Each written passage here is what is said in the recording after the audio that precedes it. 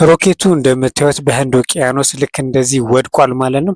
በሚወድቅበትም ሰዓት ልክ እንደዚህ አይነት ፍንዳታ ተከስቷል ማለት ነው። ይህ ሮኬት እስካሁን የሰው ልጆች ከሰሯቸው ትልቁን ኃይል የሚያወጣ የሮኬት ክፍል ፓርት ነው ልክ እንደዚህ የወደቀው ማለት ነው።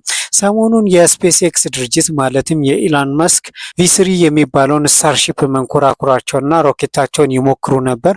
በዚህም ይህ ፍንዳታ እንደሚያሳየው ከሆነ ስኬታማ ነው ማለት ነው የዚህ የሮኬት ሙከራ ማለት ነው። ይህ ሮኬት በጣም ትልቅ የሮኬት ነው። ወደ 124 ሜትር ርዝማኔ ሲኖረው ወደ 40 ምናምን ያህል ፎቆችን የሚያህል ሮኬት ነው እንደምታዩት ከምድር የተነሳው ማለት ነው። በስፔስ ኤክስ ድርጅት ይሄ 12ኛው የስታርሺፕ ሮኬት ሙከራ ነው። ነገር ግን ይሄ ስታርሺፕ 3 የሚባል አዲስ ቨርዥን ነው የሞከሩት።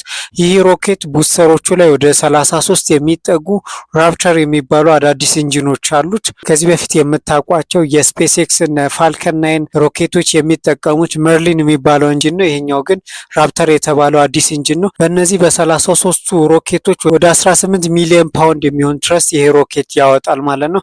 ከዚህ በፊት የሰው ልጆች ወደ ጨረቃ የሄዱበት ሮኬት ወደ 7.6 ሚሊዮን ፓውንድ ትረስት ነው የሚያወጣው። ይህ ሮኬት የዛን 3 እጥፍ የሚሆን ኃይል ነው የሚያወጣው ማለት ነው። ይህ ስታርሺፕ የሚባለው ሮኬት እንግዲህ ለወደፊት የሰው ልጆች ወደ ጨረቃና ሲቀጥልም ደግሞ ወደ ማርስ ይጓዙበታል ተብሎ የሚጠበቅ ሮኬት ነው። በዚህ ሳምንት ሰብ ኦርቢታል ፍላይት ነው ያደረገው። ሰብ ኦርቢታል ፍላይት ማለት ከምድር ይነሳና ከምድር ወደ 150 ኪሎ ሜትር ከሄደ በኋላ ተመልሶ ወደ ምድር ይወድቃል ማለት ነው። የመጀመሪያ ቡስተሩ በታቀደለት ቦታ ላይ በሰላም አርፏል ማለት ነው። ይሄ ከላይ ያለው የስታርሺፑ ክፍል ነው። ልክ እንደዚህ ሲፈነዳ ያያችሁት ያፈነዱትም አውቀውት ነው። በዚህኛው ሙከራ ይህንን ስታርሺፕ እንደገና የማሳረፍ ሳይሆን ነገር ግን ቴስት የማድረግ ስለሆነ ባቀዱት በህንድ ውቅያኖስ ወደ አውስትራሊያ አካባቢ በሚጠጋ አካባቢ ልክ እንደዚህ እንዲወድቅ አድርገውታል ማለት ነው። እንግዲህ ለወደፊት ይህ ሮኬት ስራውን ሲጀምር ቀጥታ ከምድር ተነስቶ አይጓዝም። ከምድር ከተነሳ በኋላ ምድር አካባቢ ምህዋር ላይ ወይንም ኦርቢት ላይ ይቆያል። ከዛ በኋላ ሪፊሊንግ የሚባል ፕሮሰስ አለ።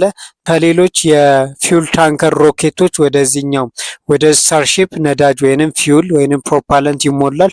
ከዛ በኋላ ነው ወደ ማርስ እና ወደ ጨረቃ ሙቭ የሚያደርገው ማለት ነው።